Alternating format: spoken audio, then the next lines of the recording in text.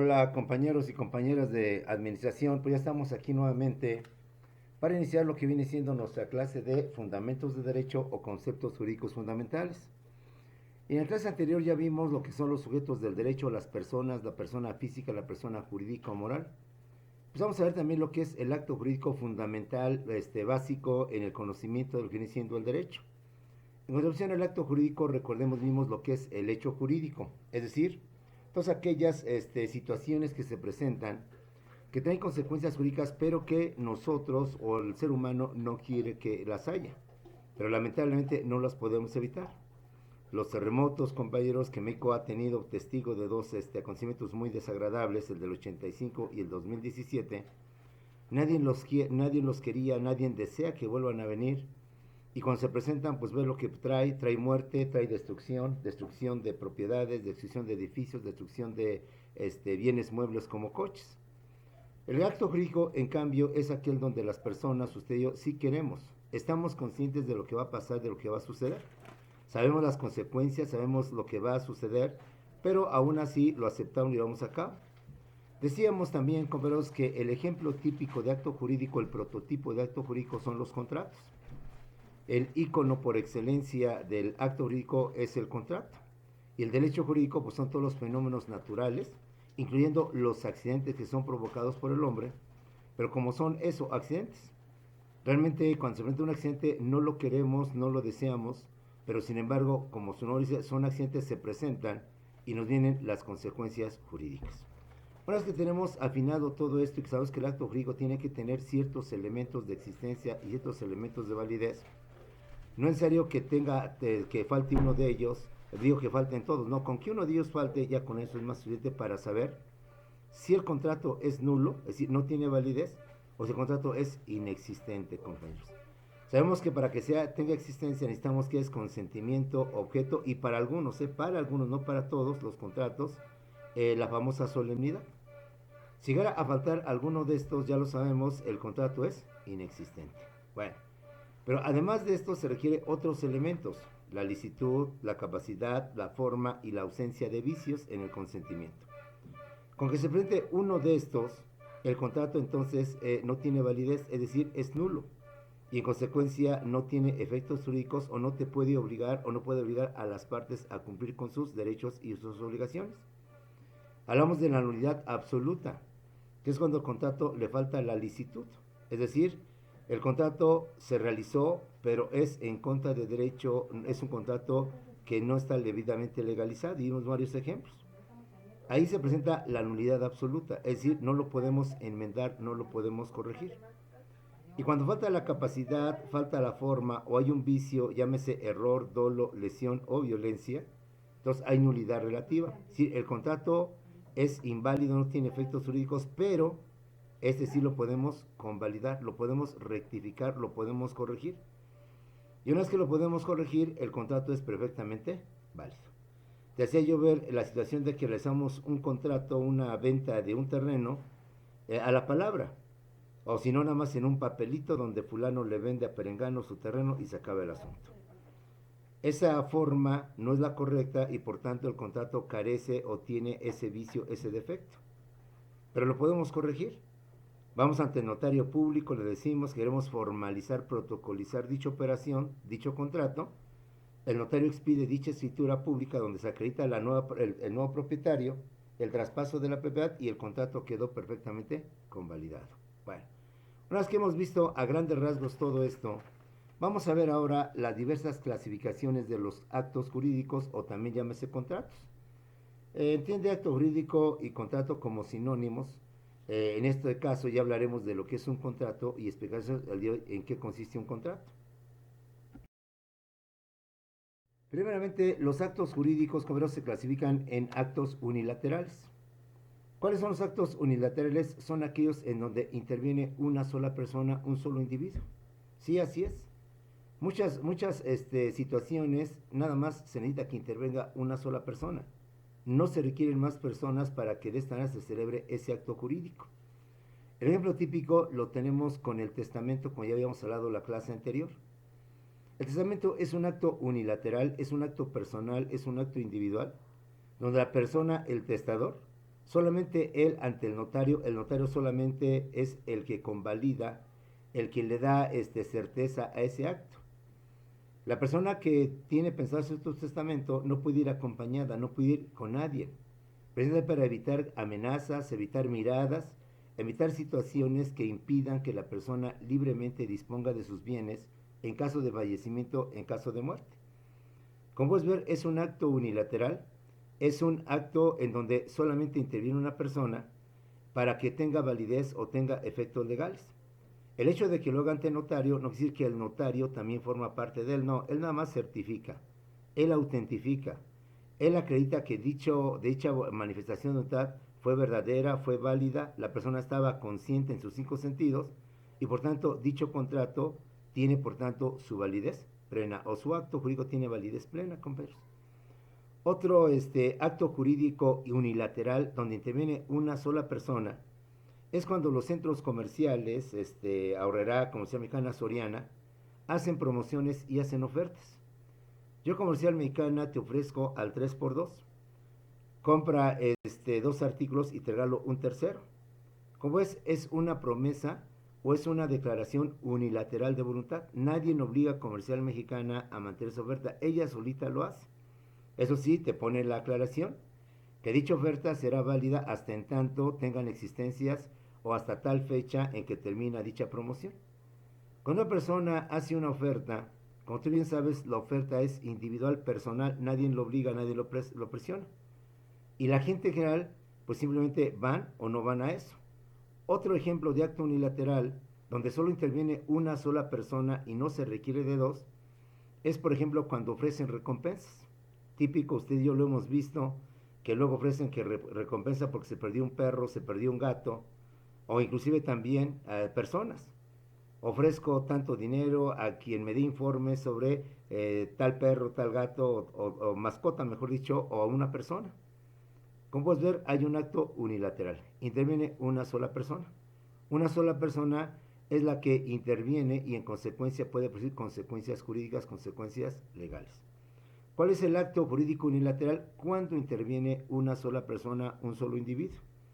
Porque una sola persona es suficiente para que ella se comprometa, se obligue a ciertos actos y que tengan por tanto consecuencias jurídicas. En contraposición a los actos unilaterales tenemos los actos bilaterales. Bi-dos, laterales, lados. Es cuando intervienen dos o más personas. Un contrato bilateral o un acto bilateral es cuando intervienen dos o más personas. En donde aquí sí necesariamente, forzosamente se requiere que haya por lo menos dos personas. Para que haya compraventa se requiere que haya un comprador y haya un vendedor. Para un arrendamiento que haya un arrendador y un arrendatario. Para una relación jurídico-laboral se requiere que haya un patrón y haya también un trabajador. Se requiere, por tanto, por lo menos la existencia de dos o más personas. En este caso, hablamos de un acto bilateral, compañeros. Y por bilateral, o ejemplos, pues casi todos los contratos. El matrimonio, el arrendamiento, la compraventa, el préstamo, el mutuo, lo que viene siendo la permuta, etcétera, etcétera. Ya hablaremos de todo eso, pero ahí tú bien lo sabes, se requiere por lo menos dos personas, se llaman bilaterales. Bi-dos, laterales, dos lados, dos o más personas, y entonces hablamos de un acto jurídico bilateral. Otra clasificación son los contratos onerosos, o mejor dicho, los actos jurídicos onerosos. ¿Cuáles son los actos jurídicos onerosos? Son los que imponen derechos y obligaciones recíprocas. Es decir, son los que establecen que así como te otorgo derechos, también te voy a otorgar obligaciones. Y son aquellos que traen un costo, traen un cargo, traen un pago, que solamente tienes tú que cubrir o una de las partes tiene que cubrir. Son onerosos porque tienen una cuantificación, un cobro, un dinero, un interés, una ganancia, una utilidad, donde una de las partes va a dar ese dinero, ese recurso para poder recibir algo a cambio, compañeros. Y son onerosos porque obviamente imponen derechos y obligaciones mutuas para ambas partes. El ejemplo típico lo tenemos en el arrendamiento, es un contrato oneroso. ¿Por qué? Porque si bien el casero o el arrendador me va a prestar su departamento para que yo viva en él, pues no me lo va a dar de grapa. Tengo que dar, por tanto, una renta mensual de tanto dinero y por tanto es un contrato oneroso. Los contratos o actos onerosos son todos aquellos en donde una de las partes o ambas partes se comprometen, por tanto, a realizar prestaciones entre los dos. Yo te entrego mi coche y a cambio tú me vas a dar la cantidad de lo que vale ese coche. Son, por tanto, aquellos que tienen un costo, que tienen un pago, que tienen un cobro, que hay que solventar cubriendo cierta cantidad de dinero, etcétera. Tenemos los actos jurídicos gratuitos. Son aquellos, como su nombre lo dice, que simplemente no tienen ningún cargo, ningún costo, ninguna contraprestación a cambio de lo que te están dando. El ejemplo típico lo tenemos en los regalos, pero que legalmente le llamamos donaciones. Cuando uno recibe una donación o recibe un regalo, obviamente lo recibes, como decimos, gratuitamente, sin costo adicional, si no ya no sería regalo. Todos los actos gratuitos son aquellos donde una de las partes no se ve obligada o las partes no son obligadas a dar un costo, un pago o dar algo a cambio. Son transmisiones de propiedad sin costo adicional, sin pago alguno por el cual se está recibiendo. Y ahí tenemos muchos actos jurídicos que tienen esta naturaleza o esta característica que nosotros coloquialmente o popularmente le llamamos el regalo. Los regalos son eso, regalos donde tú los das y no pides nada a cambio, no exiges nada a cambio, y la persona que lo recibe no está obligada a darte ningún costo, ningún pago o una contraprestación con motivo de lo que es esa donación, lo que es ese regalo. Son gratuitos, porque implican que una de las partes no tendrá que hacer ningún pago, ningún cobro, ningún gasto. Otras clasificaciones son los contratos formales. Los contratos formales son aquellos en donde forzosamente deben constar por escrito en documento, porque al contrario perderán su validez o no tendrán la validez. Recuerda que un principio básico del derecho y que tú como conocedor debes manejar es que papelito habla. Nada de a la palabra, compañeros. Si eres mi amigo, eres mi socio, si eres mi compadre, eres lo que quieras, eres mi abuelita, pero aquí lo que importa es la palabra, aquí lo que importa es el papelito, papelito habla. La mayoría de los actos jurídicos deben de ser por escrito en documento, sea en documento privado o en documento público, llámese escritura pública, dependiendo del tipo de negocio, dependiendo del tipo de operación. Pero todo acto jurídico debe de formalizarse y de estar incluido por escrito en documento, compañeros, ya con testigos, etc. Recuerda, como futuro administrador, nada a la palabra, compañeros, nada a la palabra, porque la palabra se lleva el viento. Y en un juicio está tu palabra contra la palabra de la otra persona. Y un juez, ante el desconocimiento de ambas partes, pues va a tener esa situación, bueno, ¿a quién le hago caso? Uno afirma, el otro niega. Uno es contundente, el otro es más contundente. Te vas a complicar la vida, tendrás que ofrecer otros mecanismos, otras pruebas, y por eso los juicios son tardados. Por eso los juicios pasan de demasiado tiempo justamente por este tipo de situaciones. Que tenemos que buscar otros mecanismos, llámese testigos, llámese video, llámese como tú quieras, para acreditar que realmente lo que dijimos fue esto, o lo que convenimos fue esto y no lo otro. Entonces, son documentos formales o son actos jurídicos formales porque requieren que forzosamente consten en documento, en escrito, bien sea en documento privado o bien sea en escritura pública ante notario público. La mayoría de los contratos o de los actos jurídicos tienen esta cualidad. Deben de constar por escrito. Y debes tú de evitar que todo acto o todo convenio o toda transacción comercial que realices, nada de la palabra, que somos socios, que ya nos conocemos, que somos proveedores de hace 10, 15 años, sí. Pero a mí la empresa me exige, me obliga y además por principio, vamos a decir, por salud jurídica, se llama así, por salud jurídica, necesitamos que los actos, los compromisos, las transacciones deben de constar por escrito. En contraposición a los actos jurídicos formales están los consensuales.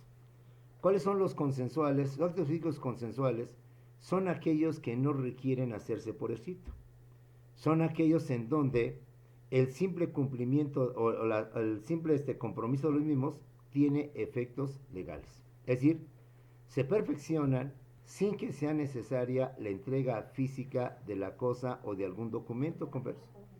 Simplemente se llevan a la palabra se llevan en un momento determinado y no requieren, por tanto, una formalidad o requieren, por tanto, la entrega de lo que viene siendo el contrato, perdón, la entrega del objeto. Un ejemplo muy sencillo es lo que hoy conocemos como, vamos a llamar las compraventas virtuales. Tú bien sabes que ya no requerimos que yo te pague y tú me entregues el bien. El simple hecho de haber acordado a través de una aplicación el precio y el producto, más que suficiente. El pago lo harás a través también de la aplicación, la entrega se te dará dentro de un par de horas o dentro de unos días y se lleva a cabo. De esa como por ejemplo tenemos los actos psíquicos consensuales. Son aquellos, por tanto, en donde no se requiere que haya entrega de las cosas, que el simple acuerdo de las partes sea más que suficiente para que esa manera se pueda celebrar, se pueda llevar a cabo, compañeros. Eso sería lo que viene siendo los famosos consensuales, donde la simple palabra, el simple acuerdo entre las partes es más que suficiente.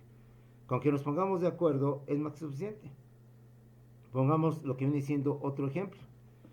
Tú sabes, cuando vamos a un centro comercial o una mueblería, compramos un artículo, hacemos el pago y la mueblería o el proveedor nos dice dentro de 2 días o la próxima semana le llevo su mercancía. Como puedes ver, el acto jurídico se celebró sin la entrega de lo que viene siendo la cosa o lo que viene siendo el objeto. El simple acuerdo entre las partes fue más que suficiente para que tuviera validez ese tipo de acto o de contrato. Claro, en su momento sabremos qué tipos de contratos podemos celebrar de esta manera. Es obvio que un contrato que implica la adquisición de un terreno, de una finca, pues difícilmente lo podemos manejar, salvo que lo hagamos ante notario. Porque de esta manera, pues el notario certifica, convalida que la parte se comprometió a pagar y la otra parte se comprometió a entregar. Y con eso es más que suficiente. Tenemos también los actos jurídicos instantáneos o momentáneos. Son aquellos que al momento en que se celebran, al momento en que se perfeccionan y por tanto se cumplen. Tan pronto lo llevo a cabo, lo pago, lo entrego e inmediatamente se acabó dicho acto jurídico. Son instantáneos porque se cumplen o se extinguen al momento en que se celebran, compañeros. ¿Sí? Inmediatamente. El ejemplo típico lo tenemos en todas las compraventas que llevamos a cabo en los centros comerciales. Va pasando el producto por la cajera a través de su lector óptico. Al final me dice la señorita o la persona, son tantos de pago y se acabó el asunto. Se celebró una compraventa, varias compraventas de varios artículos, inmediatamente se paga, inmediatamente se acabó, se cumple. No hay ningún problema. Las compraventas al contado tienen esa cualidad. Las tienes que celebrar al momento y al momento en que las cubres, al momento inmediatamente se acabó el contrato. Pues son actos jurídicos instantáneos o momentos, o momentáneos, porque al momento en que se celebran, al momento en que se cumplen al mismo instante, al mismo momento, ¿sale? En contraposición a los actos jurídicos instantáneos o momentáneos, tenemos los contratos de tracto sucesivo. Los contratos o actos jurídicos de tracto sucesivo son aquellos que se van a cumplir, pero por periodos. A diferencia del instantáneo, no se cumplen inmediatamente. Se van a cumplir por periodos, por plazos. Ejemplo típico de este tipo de acto jurídico es el arrendamiento. Sabemos que el arrendamiento pactas un precio, pero ese precio lo vas a estar, esa renta, mejor dicho, lo vas a pagar cada mes, durante 1 año, 2 años, el tiempo que dure el contrato. No lo puedes hacer inmediatamente porque esa tiene la ventaja o la cualidad, el arrendamiento, claro. Lo puedes adelantar o puedes pagar todo, pero en esencia es, lo voy pagando mensualmente. La compra en abonos, pagos chiquitos, plazos, de tal manera que tú vas liquidando cada 15 días, cada 8 días, cada mes, o cierta cantidad, hasta poder finiquitar el total de lo que viene siendo el precio. Son de tracto sucesivo porque se van cumpliendo por plazos, se van pagando por plazos, por periodos, cada semana, cada quincena, cada mes, cada bimestre. Y una gran parte de los actos que celebramos se llevan así, de esa manera. Los famosos compraventas a crédito, las compraventas en abonos, tienen esa cualidad. El arrendamiento tiene esa cualidad de que lo vamos cubriendo, lo vamos cumpliendo por plazos, por periodos previamente establecidos y no se cubren inmediatamente al momento de celebrarse, sino se van llevando a cabo a través del tiempo. Tenemos también los actos jurídicos principales. Son aquellos que tienen vida por sí misma, que existen por sí mismos y que no dependen de otro contrato o de otro acto jurídico. Son principales porque dependen de ellos mismos, es decir, no necesitan o están subordinados a la existencia de otro contrato o de otro acto jurídico para que ese contrato exista, compañeros. Un contrato de compraventa, un contrato de arrendamiento es un contrato principal, porque no requiere que haya otro contrato para que ese contrato de arrendamiento o de compraventa tenga validez. Es un contrato principal. En contracción al principal está el accesorio. ¿Y cuáles son estos? Los llamados contratos de garantía que en su momento oportuno vamos a ver. Ejemplo, el contrato de préstamo es un contrato principal, donde una persona o el banco se comprometen a prestarnos una cierta cantidad de dinero. Ese es el principal. Pero el banco no es tonto y el banco dice, bueno, pero quiero que me des una garantía para que en caso de que no me pagues, pues yo de ahí me cobro, embargo tu propiedad, vendo tus coches y de esa manera recupero yo mi dinero. Entonces, cuando se realiza una operación de este tipo, entonces el banco o la persona que presta el dinero nos pide una garantía. Entonces, cuando celebramos un contrato de fianza para asegurar a través de la fianza o a través del fiador que en caso de que yo no pague, el fiador o la fianzadora te va a pagar. Si yo tengo un préstamo de 200,000 o de 1,000,000 de pesos, el banco me va a pedir, bueno, ¿qué me das a cambio como garantía de que realmente me vas a pagar ese millón o tantos millones de pesos? Bueno, te voy a dar una hipoteca. Las escrituras que están a mi nombre de mi casa, de mi departamento, etcétera, van a quedar como garantía para que en caso de que yo no te pague el millón de pesos o la cantidad que me acabas de prestar, por tanto puedas embargar o puedas quedarte con la casa porque esa casa quedó como hipoteca, como garantía que te voy a pagar.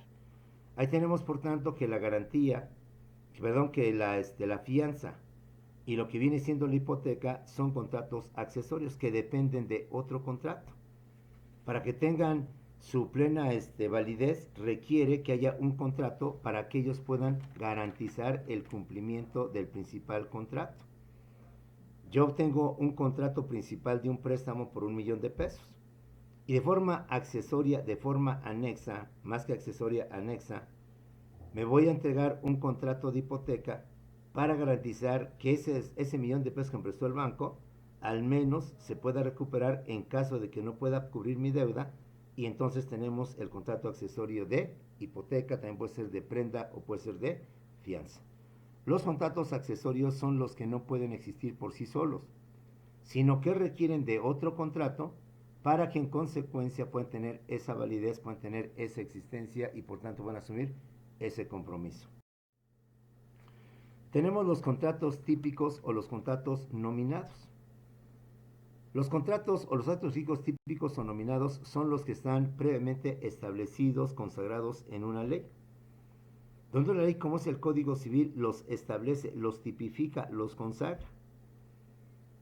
Ejemplo, son contratos entre las personas, la compraventa, el mutuo, la donación, te lo reglamenta, te los dice. Son contratos típicos porque están tipificados, están señalados, están plasmados, están establecidos dentro de una ley. Se llaman contratos o actos típicos o nominados. Si hablo de la compraventa, hablo del arrendamiento, de la permuta, es porque en el Código Civil, en sus artículos, viene reglamentado los derechos y obligaciones que corresponde a cada una de las partes. Requisitos que deben de cubrirse para poder celebrar ese contrato.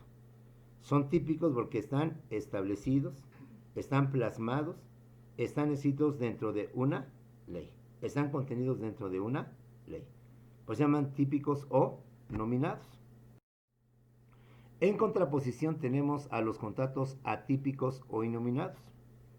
Estos actos jurídicos o contratos atípicos son aquellos que no están establecidos en una ley, que no están plasmados, que no están regulados en ninguna ley, que simplemente las personas de mutuo acuerdo deciden celebrarlo, llevarlo a cabo. Vamos a pensar, por ejemplo, en un ¿qué te parece? En un condominio, en una unidad habitacional, donde los vecinos o los habitantes de esa unidad habitacional deciden ponerse de acuerdo porque hay muchos problemas en los espacios comunes. Que de repente un vecino ocupó y hizo ahí una fiesta, que otros vecinos agarraron, pusieron una cancha de fútbol. Entonces hay una serie de problemas donde vamos a regularlo. ¿Saben qué? Vamos a fijar reglas de convivencia a través de un convenio, en donde digamos que cada vez que alguien quiera ocupar un espacio común deberá de avisar por lo menos con un día o 2 días de anticipación a los demás vecinos para que ellos estén enterados y por tanto tomen sus debidas precauciones. Para que en caso de que hagan una fiesta en los estacionamientos, bueno, pues el vecino ya avisado sabrá entonces que al momento que llegue a su casa, su espacio va a estar ocupado con motivo de una fiesta. Ese contrato sobre reglas de convivencia, de cómo convivir dentro de una comunidad, pues no está establecido en ninguna ley, no está consagrado, pero las partes, en este caso los vecinos, lo pueden celebrar, lo pueden manifestar, imponiendo ya las reglas. Se establece que los vecinos con un día o 2 días deben de avisar a los demás que llevarán a cabo tal evento. Tal evento no podrá exceder de, ¿qué te parece?, de 12 horas. En consecuencia, todo vecino, una vez que inicia, no podrá, está obligado a dejar libre de basura, de toda instalación, el espacio que ocupó. El vecino que ocupe dicho espacio se compromete a X, X, Y y Z. Como puedes ver, este contrato o este tipo de disposición no está contenida en ninguna ley. Entonces nosotros podemos inventar o crear convenios o contratos siempre y cuando estén, no atenten contra el derecho, y eso se llama un contrato atípico o innominado, porque no está establecido, no está consagrado en la ley. Pongamos un ejemplo más.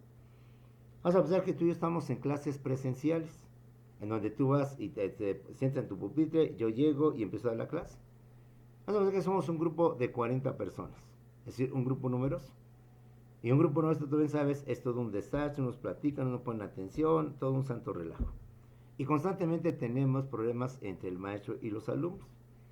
Que los maestros se sienten, o los alumnos se sienten ofendidos porque el maestro les llama la atención, porque el maestro les sanciona y el alumno pues siente que le afecta su libertad y demás cuestiones.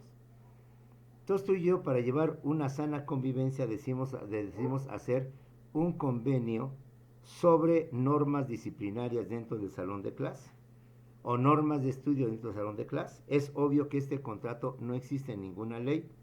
Tú y yo lo vamos a inventar, lo vamos a crear justamente para poder convivir y poder fijar reglas claras de cómo debemos manejar en la clase. ¿Sí? Ejemplo, las partes convienen en que iniciada la clase se guardará la atención y respeto necesario, lo cual no impide que los alumnos puedan en un momento determinado preguntar algo a sus compañeros, lo cual no permite que los alumnos se pongan a platicar dentro del salón de la clase. El maestro, cuando tenga problemas con los alumnos, les llamará la atención, y en la segunda o hasta la tercera vez podrá aplicar sanción, mientras no podrá aplicar la sanción por una simple llamada de atención o la primera llamada de atención. Como puedes ver, estas reglas serían un convenio donde tú y yo convenimos, vale la redundancia, establecer estos acuerdos. Ese sería un contrato innominado atípico porque no está consagrado en ninguna ley, no está establecido en ningún documento, pero que usted y yo lo podemos crear, lo podemos inventar para fijar reglas de convivencia, reglas de unidad, reglas de solidaridad, reglas de apoyo, lo que tú quieras, compañeros. Entonces, eso sería un acto jurídico atípico o innominado. Vámonos ahora, compañeros, con los contratos. Ya hemos dicho anteriormente que el contrato es el icono, es el modelo por excelencia de lo que viene siendo los actos jurídicos. El ejemplo típico de acto jurídico viene siendo, obviamente, el contrato. ¿Pero qué es el contrato? La mayoría decimos que es un documento, sí, pero jurídicamente, eso no es un contrato. Un contrato, compañeros, es el acuerdo de voluntades por escrito o que debe constar por documento para crear y transmitir derechos y obligaciones. Eso jurídicamente es un contrato. Porque recuerda que para que haya un contrato se requiere que haya manifestación de voluntad. Se requiere que las partes se pongan de acuerdo. Entonces, Lo que debe constar por escrito, va a decir que es lo secundario. Lo más importante legalmente hablando es que las partes que van a firmar el contrato estén de acuerdo, que manifiesten abiertamente su deseo de celebrar ese contrato. Por eso, jurídicamente, un contrato es el acuerdo de voluntades, donde dos o más personas se ponen de acuerdo. Y aquí viene lo secundario. Debe constar por escrito, nada de la palabra, nada de la palabra. Y principalmente se hace para crear y para transmitir derechos y obligaciones, para hacer constar de que a partir de este contrato yo tengo nuevos derechos que no tenía, nuevas obligaciones que no tenía y que ahora debo de cumplir. Ejemplo, comprador y vendedor. El vendedor quiere vender su casa. El vendedor tiene obligaciones. Tiene que pagar el predial, los servicios de la luz, del agua, darle mantenimiento a la casa. Prometo en que yo vendo la casa, le estoy transmitiendo al comprador las obligaciones y los derechos que yo tenía sobre esa casa. Yo, el comprador, no tenía ningún derecho sobre esa casa, ninguna obligación sobre esa casa. Pero del momento en que yo adquirí esa casa, entonces el anterior dueño me transmite sus derechos y me transmite sus obligaciones. Antes de que yo comprara la casa, yo no estaba obligado a pagar ni el predial, ni el agua, ni el teléfono, ni ningún servicio. Ahora que compré la casa, entonces el anterior dueño me transmitió esas obligaciones. Ahora yo tengo que, por tanto, pagar la luz, pagar el agua y pagar todos los servicios que implica, incluyendo el famoso impuesto predial. ¿Sí? Es decir, yo no tenía ningún derecho, ninguna obligación. Prometo en que se ve el contrato, el anterior dueño me transmite sus derechos y me transmite sus obligaciones. Viceversa, yo también, siendo el anterior dueño, no tenía dinero, pero con motivo de la venta hoy tengo dinero, porque con eso la otra persona me transmitió lo que viene siendo su dinero. Eso es en esencia un contrato jurídicamente hablando, legalmente hablando. ¿Que debe o no debe constar por escrito? Claro que debe constar por escrito. Pero el hecho de que conste por escrito no significa que por eso sea contrato. Lo importante es que el contrato es un acuerdo que plasmamos por escrito, donde ambas partes deciden celebrar dicho contrato. Y a través de ese acto que estamos celebrando, estamos transmitiendo derechos y obligaciones. Un ejemplo más. Antes de casarnos, no tenía yo ninguna obligación. No tenía yo ningún derecho sobre ella o sobre él, según el caso. Ahora que firmé el contrato de matrimonio ante un juez, ahora asumo una gran cantidad de obligaciones mutuamente y de derechos. Hoy parte del dinero que yo antes libremente podía disponer de él, que era mi sueldo o mi salario, hoy lo tengo que repartir con mi cónyuge y a futuro con mis hijos, para que de esta manera te asuma yo nuevas obligaciones, nuevos derechos. Hoy puedo exigirle a mi esposa o solicitarle a mi esposa, porque no se oiga tan feo lo de exigirle, pues que me atienda en cuanto a los alimentos, en cuanto a los quehaceres, etcétera, y viceversa. Como puedes ver, a través de un contrato se crean y se transmiten derechos y obligaciones.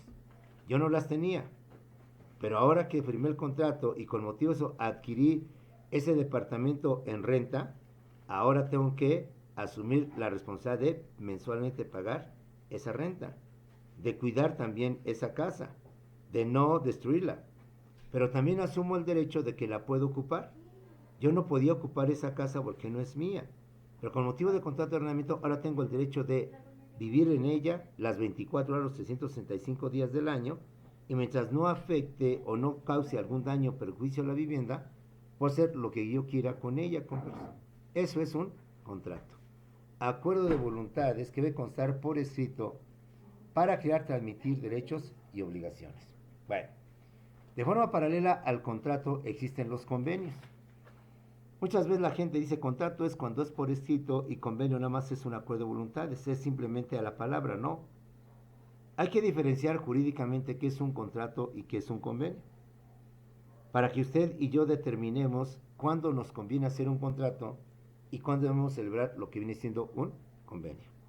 Por principio dijimos que el contrato es el acuerdo de voluntades que debe constar por escrito en donde se crean y se transmiten derechos y obligaciones. Bueno, ¿y qué es convenio? Convenio es una cosa similar, pero tiene otras cosas más. ¿Cuáles? El convenio también es un acuerdo de voluntades, donde las partes se ponen de acuerdo las dos en celebrarlo, en llevarlo a cabo. Y también debe constar por escrito. Recuerda una vez más, papelito habla. A partir de hoy, compañeros, con todo respeto, eres mi abuelita, eres mi papá, con todo respeto, eres mi hermano, pero papelito habla. Y todo lo que me prestes o yo te preste, perdón papá, yo te quiero mucho, te amo, te quiero mucho abuelita, pero quiero que sigamos siendo unidos, quiero que mantengamos esta familia la unidad. Y no quiero que al rato por el tiempo, pues resulta que tú dices que yo te presté 10,000 y yo te digo que te presté 15,000 y vamos a estarnos peleando. Vamos a mantener la unidad por si algún día se nos pierde el dato y entonces ahí está el papelito que dice que son 12,000. Ni tú eran 10,000 ni yo era 15,000, eran 12,000 pesos. El convenio es el acuerdo de voluntades por escrito y aquí viene lo importante, para crear, transmitir. Hasta aquí es lo mismo que el contrato, pero aquí viene la diferencia. Para crear, transmitir, modificar y extinguir derechos y obligaciones. ¿Sí ves la diferencia? Ambos son acuerdo de voluntades, que debe constar por escrito. Los dos son para crear y transmitir derechos y obligaciones. Pero la diferencia es que el convenio también te sirve para modificar y para extinguir derechos y obligaciones. ¿Eh? Un contrato solo te sirve para crear y transmitir derechos y obligaciones. El convenio también te sirve para crear y transmitir derechos y obligaciones, pero también te sirve para modificar y para extinguir derechos y obligaciones. Y me explico para que entiendas este galimatías, compañeros. Vamos a pensar que celebramos un contrato de arrendamiento donde establecemos en una de sus cláusulas que el contrato vencerá el 31 de julio del año 2021. Las partes están de común acuerdo en que dicho contrato tendrá una vigencia hasta el 31 de julio del año de 2021. Pero resulta que el inquilino, la persona que está rentando el departamento o la casa, ¿sí? En noviembre del 2020 recibe la buena noticia de que el Infonavit ya le dio casa. ¿Sabe qué? Usted ha sido uno de los agraciados y por tanto ya el Infonavit le tiene una casa en tal lugar y en tal parte. Como comprenderás, la persona que está a fin de año decide estrenar la casa, darle la sorpresa a su familia y decide por tanto irse y pasar la Navidad en su nueva casa. En consecuencia, pues ya no necesita el departamento y no tiene caso estarlo habitando y seguir pagando una renta que le implica más o menos como 6 o 7 meses. Entonces, el inquilino decide extinguir, acabar con ese contrato. En la práctica, la gente que no conoce, no se preocupe, así lo dejamos. Está bien, ya se acabó. Sí, pero el contrato ya lo tienes. Y si tenemos un casero canijo, este te puede mandar. ¿Por qué? Porque legalmente ante el juez el contrato sigue existiendo. Porque el contrato tiene una vigencia hasta el 31 de julio del 2021. Y aunque tú lo hayas deshabitado, papelito habla, documento habla.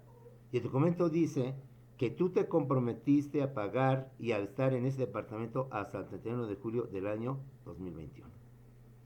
La otra que hacemos es que tachamos. No se preocupe, inquilino. Yo ahorita aquí, mire, adelante usted, mire, ya le taché 31 de julio. Y ya, ¿no? Acuérdate que legalmente todo documento oficial que presenta tachaduras, enmendaduras, yo diría correctorazos o borrones, legalmente pierde su validez. La otra, agarro mi corrector líquido, le pongo ahí y luego le pongo encima la fecha. Eso también está mal. Otra vez, hay una disposición legal que establece que todo documento oficial que presenta tachaduras, enmendaduras, no pierde su validez, ya no tiene esa validez. Entonces, ¿qué hacemos? Pues muy sencillo, hacemos un convenio que complementa al contrato, en donde convenio que celebran el arrendador y el arrendatario para extinguir dicho contrato y modificar, ahí está, extinguir y modificar los derechos y obligaciones que se establecieron en dicho contrato. En la cláusula décima o la cláusula X dice, el contrato tendrá una vigencia hasta el 31 de julio del año 2021. Para ahora decir a través del presente convenio, cláusula X, que el contrato tendrá una vigencia hasta el 20 de noviembre, o perdón, hasta el 30 de octubre del año 2020. ¿Ya vieron? Con el convenio modifiqué y extinguí las cláusulas del contrato converso. Para eso me sirve el convenio. Para que yo no ilegalmente, o al menos de buena voluntad, quise arreglar las cosas y las empeoré. Lo peor, rompes el contrato, ya se acabó el contrato. Vamos a pensar que eres un arrendador, arrendador cumplido y lo dices de alta ante la tesorería. Y por tanto la tesorería te va a cobrar impuestos porque para ella el contrato sigue existiendo y se supone que el arrendatario te sigue pagando la renta. Entonces ahora tú vas a tener que poner dinero de tu bolsa para pagar ese impuesto porque pues tú mismo rompiste el contrato. ¿Cómo le explico a la autoridad? O me meto en un problema legal que va a tardar tiempo, va a llevar más dinero y al final todo, ¿por qué? Nada más porque lo destruí, lo rompí. Pero legalmente ante la tesorería, tú tienes que cumplir con tus impuestos con motivo de las ganancias que estás recibiendo con motivo de la renta conversa. Un ejemplo más, te decía yo que hay contratos que la ley consagra, define, plasma en sus artículos. Pero hay otros tipos de contratos que la ley no consagra, no establece. Entonces es ahí en donde, en lugar de hacer un contrato, hacemos un convenio, porque el convenio también sirve para crear y transmitir derechos y obligaciones. Entonces ve que el convenio tiene una mayor utilidad porque tiene más aspectos, pero en esencia el que más se maneja es el contrato. El contrato, por eso establecen cláusulas donde de antemano estableces los términos, los plazos, las condiciones de lo que tú quieras. Y cuando por X razón quieras modificar una cláusula, quieras extinguir una cláusula, pues entonces celebra un convenio adicional o complementario al contrato donde las partes acuerdan en modificar, en extinguir tal cláusula que decía X, para ahora decir Z. Y con eso firman las partes, haces alusión que forma parte del contrato y se acabó el problema. ¿Sabes cómo es? Bueno, ahí tenemos lo que es contrato y lo que es convenio. Y perdón por repetir las cosas, no es la intención acatarrarte como dices tú, pero de tanto que lo repito, algo se nos queda grabadito. Contrato y convenio en esencia son lo mismo. Son el acuerdo de voluntades hecho por escrito donde las personas crean y transmiten derechos y obligaciones. Ahí está, es lo mismo. La diferencia es que el convenio no solamente crea y transmite derechos y obligaciones, sino que además de crear y transmitir también modifica y extingue derechos y obligaciones. ¿Sale? Bueno. Vamos ahora a ver que dentro de los negocios, dentro de las transacciones comerciales, hay una gran cantidad, pero enorme cantidad de contratos, pero muchísimos contratos. Para tales efectos, la ley y pedagógicamente se clasifican por grupos, para esta manera que se nos facilite su conocimiento. Tenemos primeramente los contratos traslativos de dominio. ¿Cuáles son los contratos relativos de dominio? Son aquellos donde se transmite la propiedad del objeto, de la cosa o del bien. Traslativos, transmito. Yo siendo dueño, dejo de ser dueño y te transmito a ti la propiedad. Dominio es propiedad. ¿Qué son contratos relativos de dominio? Son aquellos donde se transmite la propiedad de un objeto o de un bien. Donde siendo yo dueño de un coche, al transmitir la propiedad al comprador, dejo de ser, por tanto, el dueño. Siendo yo el dueño de la casa y al momento en que tú me la compras, entonces yo te estoy transmitiendo la propiedad de esa casa, la propiedad de ese bien. ¿Cuáles son los contratos relativos de dominio? Son aquellos en donde la persona transmite la propiedad de un objeto, de un bien, a otra persona, mediante el pago de un precio. Si tú me pagas el precio de esa casa, entonces hago una compraventa. Pero si tú a cambio de la casa me das otra casa o me das un tráiler, por ejemplo, Entonces ahí es una permuta. Yo a cambio de la casa recibo un tráiler o recibo otra casa. Entonces eso ya no es compraventa, eso es una permuta. Yo a cambio de darte mi casa, por decir algo, no te pido nada. ¿Por qué? Bueno, pues porque vamos a empezar, nos acabamos de casar y como regalo de bodas te estoy dando la casa. Entonces esa es una donación.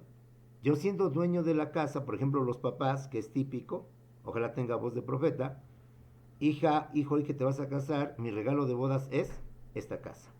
Mi papá me está regalando la casa, eso es una donación.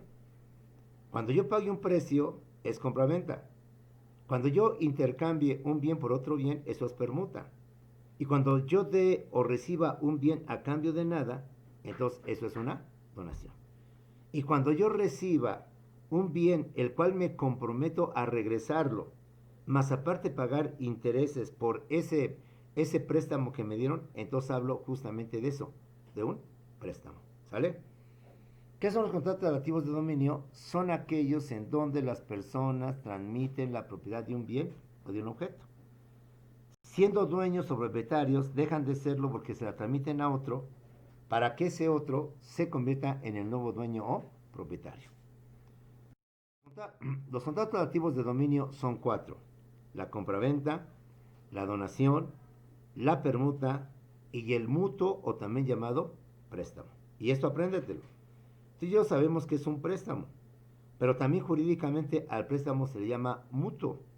Entonces, si algún día escuchas la palabra mutuo, sabrás que mutuo significa préstamo, para que ya a nuestro nivel no salgamos con las cosas de que, oye, ¿qué es un mutuo? No, pues nos vemos mal. Es como ahorita están muy en boga los fideicomisos. Cuando tú lleves derecho mercantil o lleves más materias, ahí te vamos a explicar qué es un fideicomiso. Ahorita a lo mejor no sabemos qué es un fideicomiso. Pero fideicomiso, pues en su momento oportuno lo verás, el fideicomitente, el fiduciario y el fideicomisario. 3 partes que intervienen, pero no nos hagamos del tema. ¿Qué es la compraventa? Es un contrato a virtud del cual el vendedor transmite la propiedad de un objeto, de un bien a otra persona llamada comprador, quien por ello se obliga a pagar un precio cierto y el dinero. ¿Ya vieron? Va de nuevo. ¿Qué es la compraventa? Es un contrato a virtud del cual una de las partes llamada vendedor transmite la propiedad de un objeto, de un bien, a otra persona llamada comprador, quien por ello se obliga a pagar un precio cierto y el dinero. La obligación del vendedor es transmitir la propiedad de la casa, la propiedad del coche. La obligación del comprador es que a cambio de que yo reciba esa casa o ese coche, voy a pagar la suma de dinero que convenimos el precio y de esta manera se celebra una compraventa. Yo te transmito la propiedad, pero a cambio tú me das el precio que fijamos con motivo de esa casa o de ese bien. Ese es un contrato de compraventa. Las partes son el vendedor el que transmite la propiedad y el comprador el que adquiere la propiedad. Y ojo, mucho ojo. Ya a nuestro nivel no podemos decir lo siguiente. ¿Quién es el vendedor? Pues el que vende las cosas. ¿Y el comprador? El que compra las cosas. No. Esas definiciones, perdóname, son definiciones muy sosas que a nuestro nivel no nos podemos dar el lujo. Nos oímos mal. ¿Quién es el vendedor? No el que vende, sino el que transmite la propiedad. ¿Quién es el comprador? No el que compra, sino el que adquiere la propiedad. Ve la diferencia entre decir vendedor el que vende a decir vendedor el que transmite la propiedad. Tratemos de mejorar nuestra forma de hablar, tratemos de mejorar nuestra forma de decir las cosas.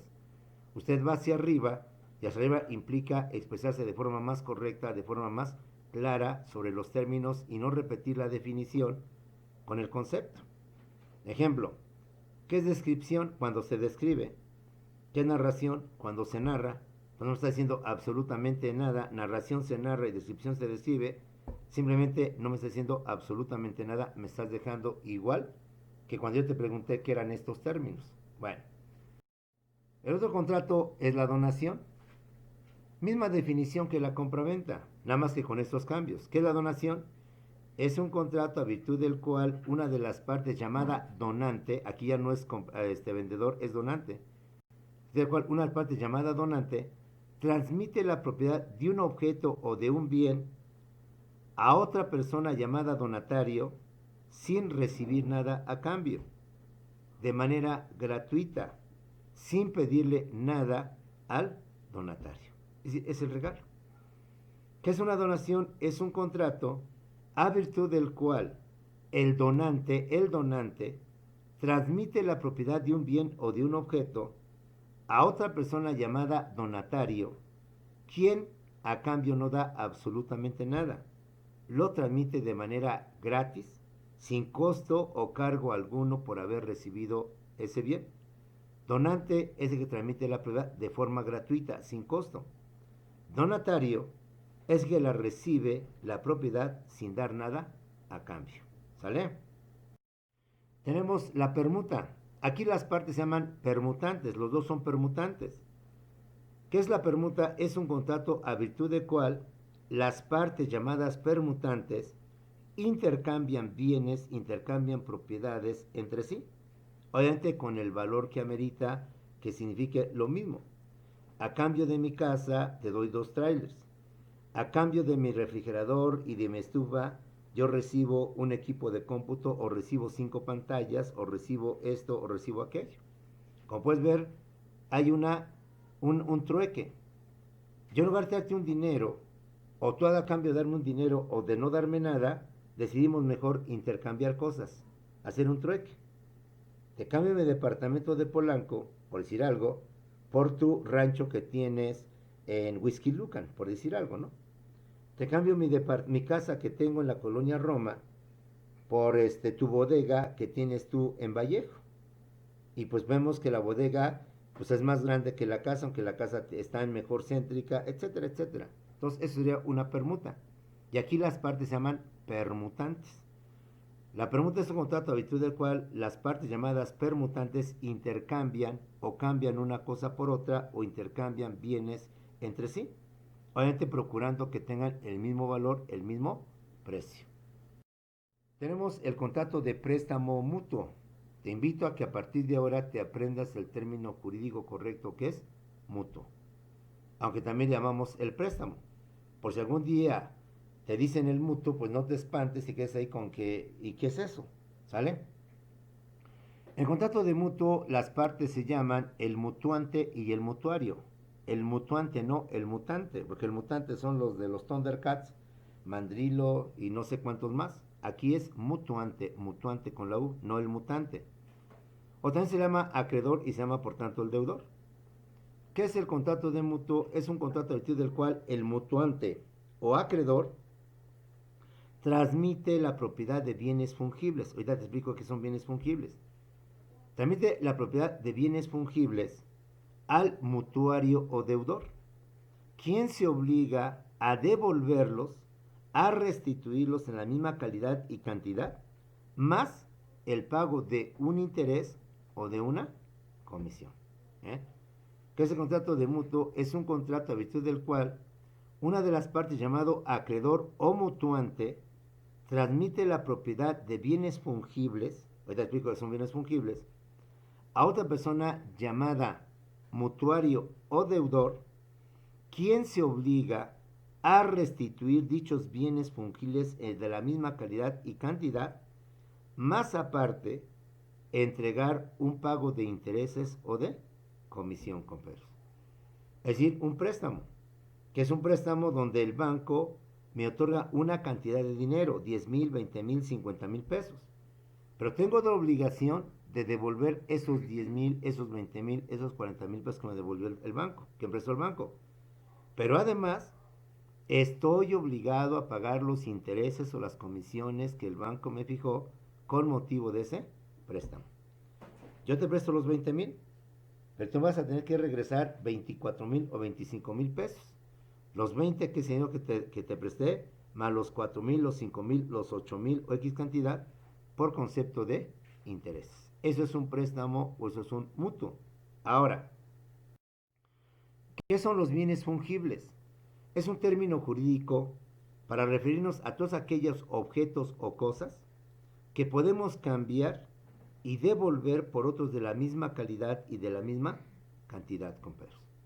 Cuando un banco me presta dinero, es obvio que no lo voy a tener que regresar los mismos billetes que él me prestó. Eso es que no voy a regresar las mismas monedas que él me dio.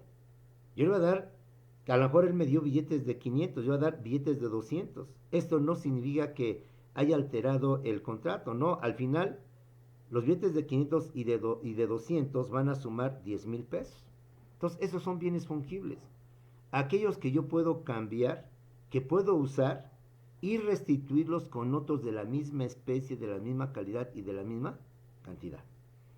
Soy granjero, soy campesino.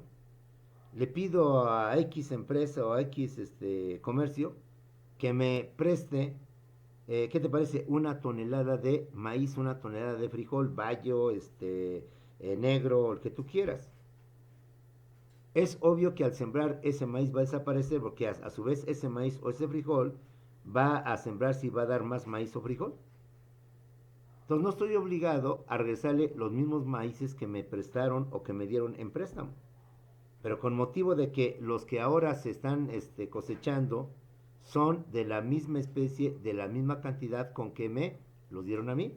En consecuencia, los bienes fungibles son aquellos objetos que yo puedo devolver, aunque no sean los mismos, pero tienen la misma calidad y por tanto la misma cantidad. El dinero es un bien fungible, las verduras, las frutas, los legumbres, las semillas son bienes fungibles. Puedo fácilmente cambiar esos bienes por otros bienes de la misma calidad, de la misma cantidad, y así hay muchos artículos que en un momento determinado podemos llevar a cabo a través del mutuo o a través de lo que viene siendo el préstamo. Otra clasificación son los contratos traslativos de uso. Los traslativos de uso, fíjate bien, los dos son de dominio, estos son de uso. Son aquellos contratos donde se transmite no la propiedad, no la propiedad. Son aquellos contratos donde se transmite no la propiedad del objeto del bien, sino únicamente se transmite el uso, el goce y el disfrute de dicho bien o de dicho objeto. Es decir, yo sigo siendo el propietario, yo sigo siendo el dueño. Yo no te estoy transmitiendo la propiedad, te estoy transmitiendo el uso de esa propiedad. Yo cuando te rento a ti una casa, esa casa es mía y seguirá siendo mía, yo sigo siendo el dueño. Lo que yo te estoy dando es de hecho para que tú vivas en ella, estés las 24 horas del día, los 365 días en unión de tu familia y puedes disponer libremente de esa casa. Eso es, te estoy transmitiendo solamente el uso, el goce y el disfrute. No te estoy transmitiendo la propiedad, únicamente estoy transmitiendo el uso. ¿Sale? Contratos activos de dominio, perdón, de uso, son aquellos en donde se transmite únicamente el uso, el goce y disfrute de un bien o de un objeto, pero no te estoy transmitiendo la propiedad. Porque cuando lo haga, perdón, entonces serían contratos traslativos de dominio y no traslativos de uso. Ahora, los contratos traslativos de dominio, de uso son dos: el contrato de arrendamiento y el contrato de comodato. ¿Cuál es el contrato de arrendamiento? Es cuando una de las partes, llamada arrendador, coloquialmente llamado casero, dueño o propietario de un bien, le transmite el uso o el goce y disfrute a otra persona llamada arrendatario, conocido coloquialmente como el inquilino, quien por ello se obliga a pagar una renta, quien por ello se obliga a pagar, por tanto, una cantidad de dinero llamada renta, compañeros. Las partes que intervienen son el arrendador y el arrendatario, los términos correctos legalmente hablando. Pero coloquialmente al arrendador le llamamos casero, le llamamos dueño propietario, y al inquilino, y al arrendatario le llamamos el inquilino. Va de nuevo. ¿Qué es el contrato de arrendamiento? Es un contrato en virtud del cual una persona llamada arrendador, dueño o casero, transmite el uso, el goce y el disfrute de un bien a otra persona llamada arrendatario, también llamado inquilino, quien por ello se obliga a pagar una renta mensual para poder disponer y disfrutar del uso, del goce de ese bien, de ese objeto. Contrato de comodato, perdón, hoy está muy en boga. ¿Por qué? Porque acuérdate que ahorita López Obrador está pidiéndole a los gobiernos que tienen algunas reliquias antiguas, algunos bienes de nuestra cultura prehispánica, que nos presten esos bienes, incluyendo el famoso penacho de Moctezuma, para que se pueda exhibir en México y los mexicanos podamos ver pues esa joya, esa reliquia de nuestros antepasados. Entonces, como puedes ver, aquí tenemos un contrato de comodato. ¿Qué es un contrato de comodato? Es un contrato a virtud del cual el comodante, aquí son comodante y comodatario, el comodante transmite el uso, el disfrute de bienes, escucha, de bienes no fungibles, a otra persona llamada comodatario, quien se obliga a devolverlos y por tanto pagar una especie de renta o simplemente no pagar nada. De hecho, no se paga nada. Pero de todos modos puede establecerse un costo, un precio por haberte prestado esos bienes no fungibles. Va de nuevo.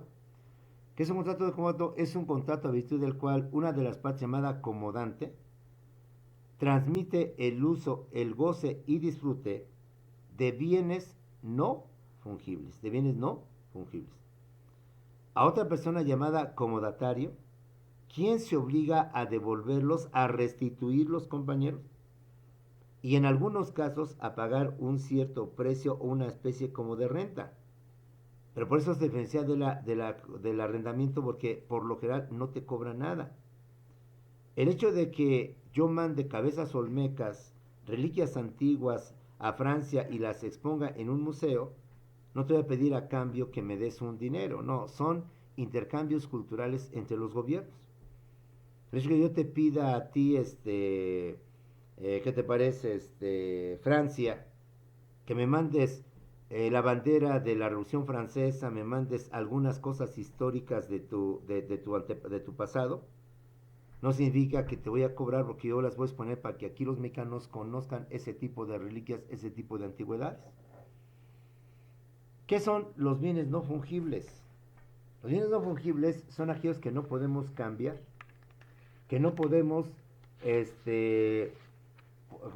cambiar o podemos reintegrar por otros de la misma especie y de la misma cantidad, porque son piezas únicas, son cosas que no tienen duplicado.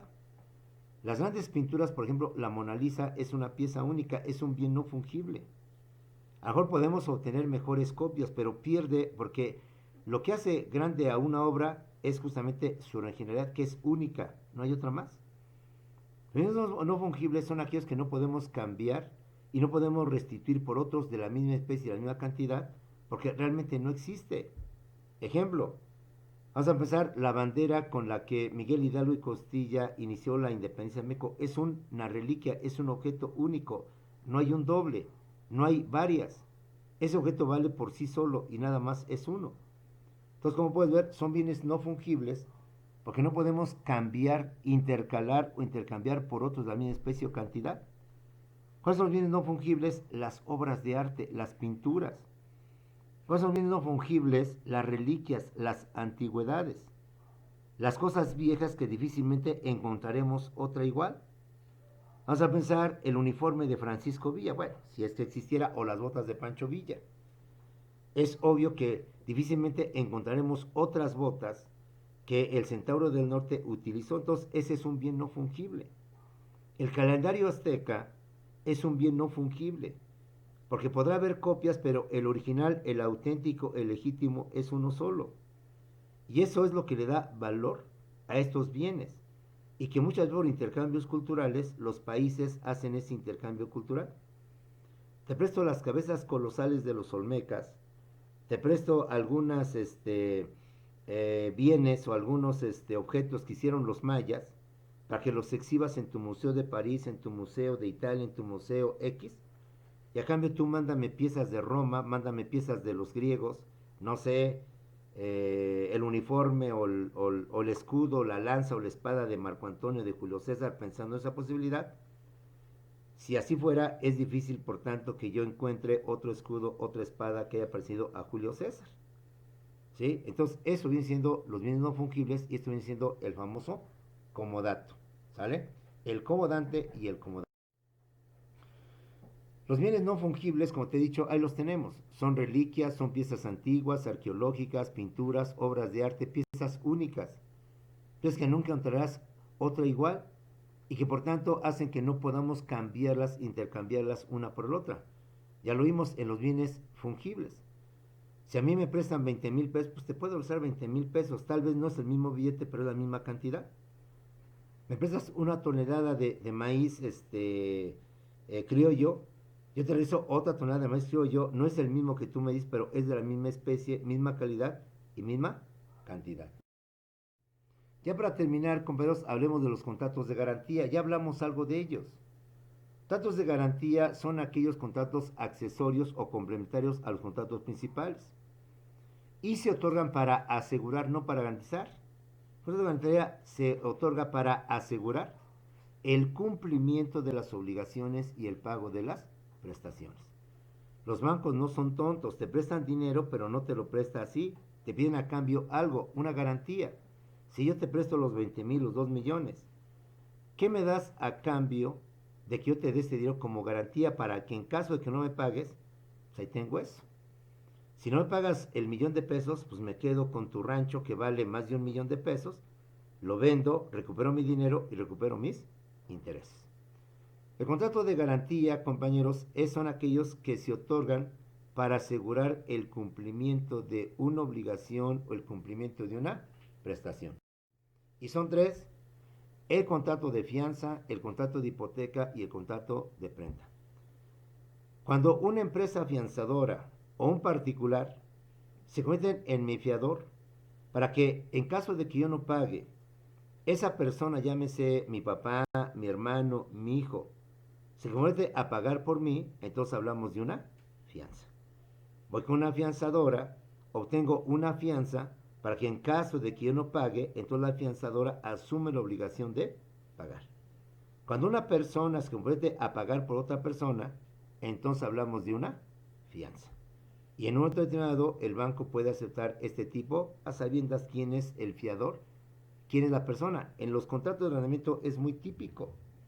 ¿Sabes que en un contrato de arrendamiento siempre te piden un fiador? Muy bien, señor, pero si usted no me paga, ¿quién me va a pagar? Ah, pues entonces ahí está el famoso fiador o el aval. En títulos de crédito, cheque, perdón, letra de cambio, pagaré, se utiliza el aval. Aval y fiador es lo mismo.